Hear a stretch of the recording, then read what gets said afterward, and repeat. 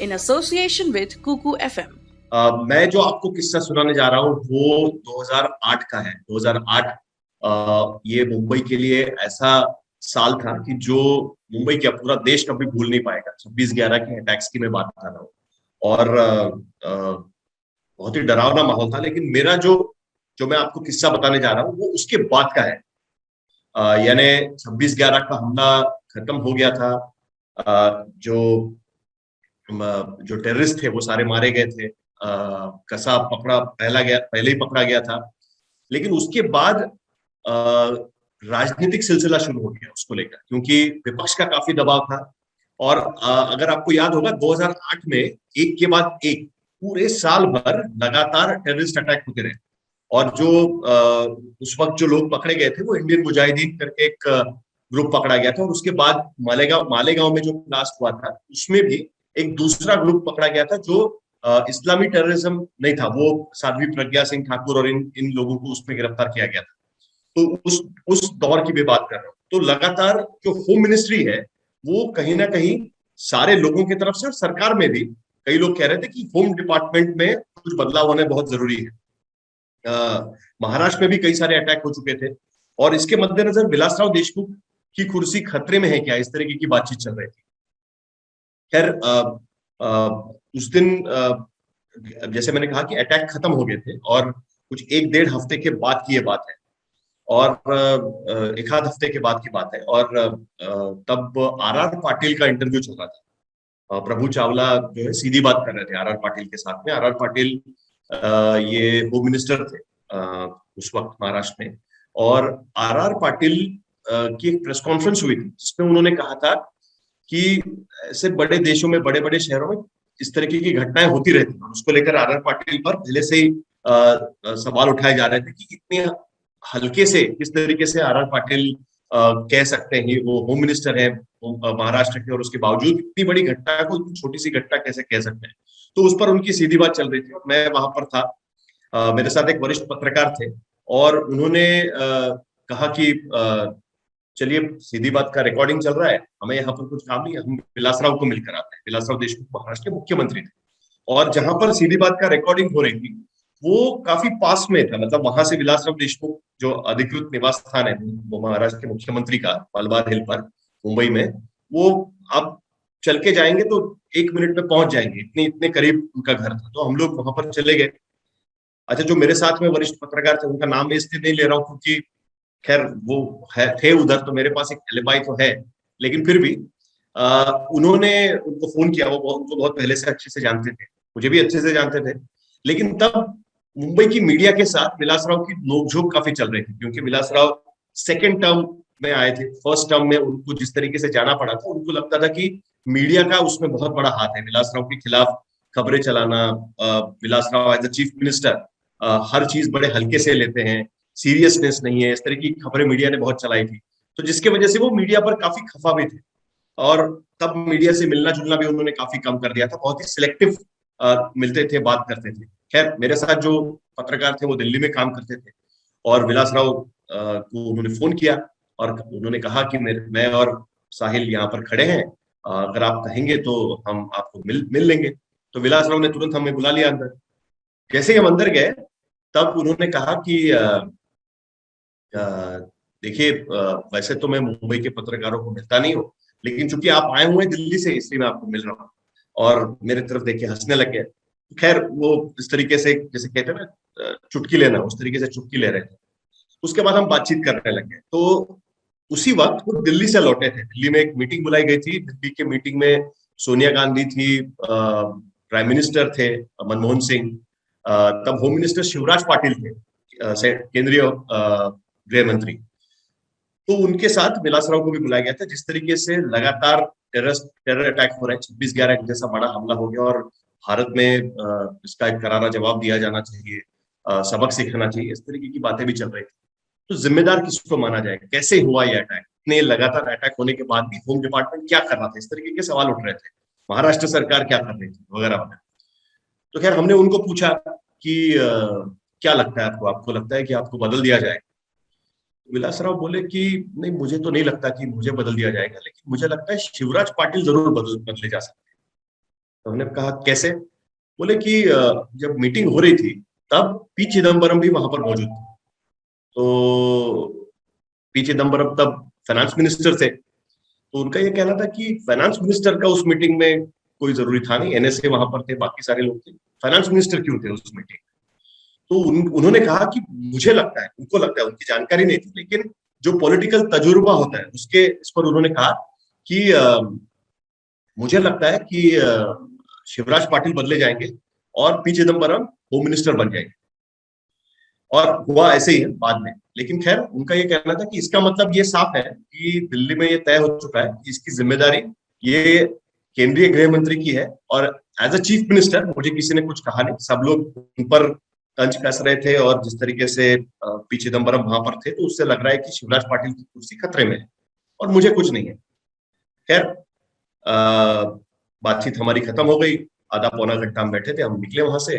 तो जाते जाते विलासराव बोले कि अरे आज सुबह मैं ताज होटल गया था, ताज होटल का मुआयना करने गया था, और उस वक्त एक ही हफ्ता हो चुका था, तो वहां पर साफ सफाई और बाकी सारी चीजें, फॉरेंसिक का वगैरह काम चल रहा था, काफी बुरी तरीके से क्षतिग्रस्त हो गया था पूरा ताज का होटल। तो उन्होंने कहा कि मैं आज सुबह ही ताज गया था, और मेरे जहन में वही बात चल रही थी कि इन्होंने कहा कि मुंबई के लोगों को तो हम मिलते रहेंगे, जो भी है चुटकी ले रहे थे। उन्होंने कहा कि भाई वो तो मैं आज सुबह ताज गया था, अगर आपको चाहिए तो आप फुटेज ले लीजिएगा अंदर का, कि भाई क्या उधर पूरा क्षति, अंदर मीडिया को तो अलाउ था नहीं ताज के अंदर, जो मेन बिल्डिंग थी उसमें, ताज पैलेस जो होटल कहा जाता है। तो जो महाराष्ट्र सरकार का जो पीआर डिपार्टमेंट है उसका कैमरा अंदर था, उसने तस्वीरें ली है, आप चाहे तो उनसे ले सकते हैं। जैसे ही मैं बाहर निकला, मुझे वो डिपार्टमेंट से फोन आ गया, चीफ मिनिस्टर्स ऑफिस से, कि भाई सर ने कहा है कि आपको फुटेज चाहिए तो आप ले सकते हैं। मैंने बिल्कुल, तो मैंने कैमरामैन हमारा था उनको भेज दिया, मैंने कहा कि फुटेज आप ट्रांसफर लेके आ जाइए। फुटेज ट्रांसफर में मतलब मलबार हिल से हमारा दफ्तर था नरीमन पॉइंट, तो एक 10-15 मिनट का डिस्टेंस है वो।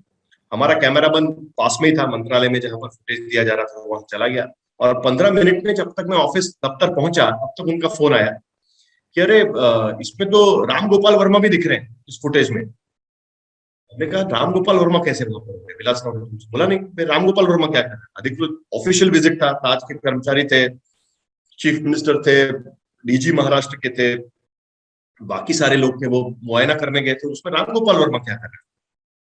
बोला थे वहां पर। तो मैंने कहा लेके आओ फुटेज। और उसके बाद जो है, टेरर टूरिज्म नाम से वो खबर चल रही थी कि आपको याद होगा विलासराव मीडिया से क्यों खफा थे, क्योंकि उनकी छवि मीडिया में इस तरीके से प्रोजेक्ट की गई थी कि वो नॉन सीरियस है थोड़े बहुत। राजनीतिक दृष्टि से विलासराव देशमुख बहुत ही चालाक थे और बहुत ही उम्दा थे, लेकिन फिर भी उनका जो रवैया होता था एडमिनिस्ट्रेशन को लेकर, उसको लेकर कई लोगों की शिकायत होती थी कि भाई वो बड़े हैप्पी गो लकी टाइप के हैं। असलियत में बहुत सारी चीजें होती नहीं है, लेकिन परसेप्शन जो है वो इस तरीके से कई बार बन जाता है। और इतनी बड़ी सीरियस घटना के समय राम गोपाल वर्मा जो एक फिल्म डायरेक्टर है, वो उनका वहां पर होना ये थोड़ा सा खटक रहा था। जैसे मैंने आपको पहले भी कहा कि आर आर पाटिल का इंटरव्यू क्यों हो रहा था, आर आर पाटिल बोल चुके थे कि भाई बड़े बड़े शहरों में छोटी छोटी बातें इस तरीके से होती रहती है। अगेन वही चीज कि गलत है, इस तरीके का स्टेटमेंट नहीं देना चाहिए। आर आर पाटिल को भी वो बात बहुत दिन तक खली।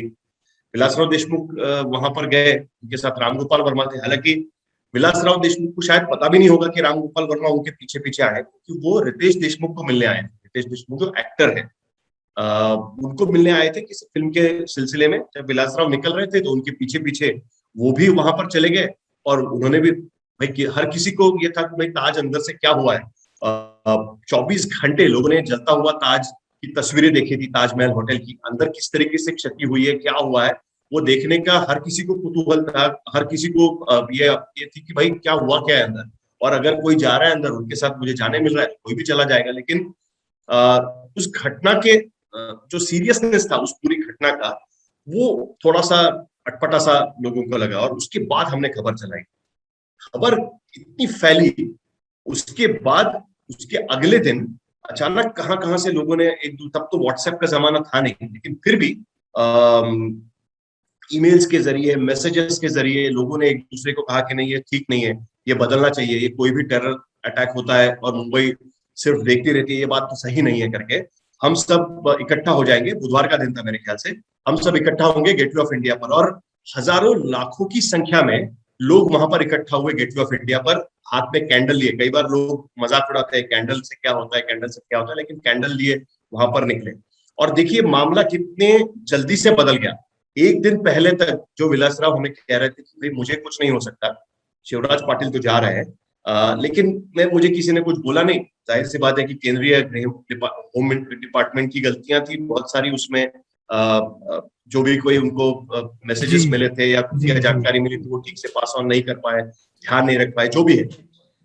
एक दिन के भीतर मामला पूरा बदल गया। एक दिन के बाद स्थिति ये आ गई कि विलासराव देशमुख को भी कहा गया, आर पाटिल ने भी इस्तीफा दिया, मतलब शिवराज पाटिल का इस्तीफा हुआ। जैसे विलासराव ने कहा था उसी तरीके से पी चिदम्बरम होम डिपार्टमेंट में को संभाले, पी चिदम्बरम होम मिनिस्टर बने केंद्र में। मुंबई में आर पाटिल का इस्तीफा हुआ। आर पाटिल का इस्तीफा होने के बाद तुरंत ही विलासराव देशमुख का भी इस्तीफा हुआ, और उसके बाद विलासराव ने देशमुख ने प्रेस कॉन्फ्रेंस करी, और उस प्रेस कॉन्फ्रेंस में सभी लोग सवाल यही पूछ रहे थे कि राम गोपाल वर्मा क्या कर रहा था। उस पर विलासराव देशमुख ने ये बात प्रेस कॉन्फ्रेंस में कही, वो फुटेज अभी भी होगा। उन्होंने कहा कि अगर हमें छुपाना होता, अगर वो टेरर टूरिज्म होता तो मैं उस बात को छुपाता, लेकिन मुझे पता भी नहीं था। आप साहिल जोशी को पूछ सकते हैं, हमने खुद उनको ये वीडियो दिया था कि भाई देखिए हम लोग गए थे, मुझे पता भी नहीं था कि राम गोपाल वर्मा मेरे साथ थे। जो बात सही सही भी होगी, उनको नहीं पता था। अगर पता होता तो शायद वो नहीं भी देते, या फिर बोल देते कि भाई ये निकाल के जहां पर मैं दिख रहा हूँ, पुलिस अधिकारी दिख रहे हैं, उतना ही फुटेज दीजिए करके। लेकिन उस वक्त जो वक्त था वो 2008 का, तब सोशल मीडिया इतना पावरफुल नहीं हुआ था। सोशल मीडिया मेरे ख्याल से फेसबुक जस्ट शुरू हो रहा था, हुआ था, और ट्विटर तो था ही नहीं, व्हाट्सएप की शुरुआत नहीं हुई थी, एसएमएस थे, और अवेयर नहीं थे परसेप्शन को लेकर। ये परसेप्शन जो है एक दिन में पूरा बदल गया, बिना व्हाट्सएप के, बिना सोशल मीडिया के, और बिना किसी से। तो राजनीति में क्या हो सकता है, एक दिन में कैसे चीजें बदल सकती है, इसका ये बहुत बड़ा किस्सा है।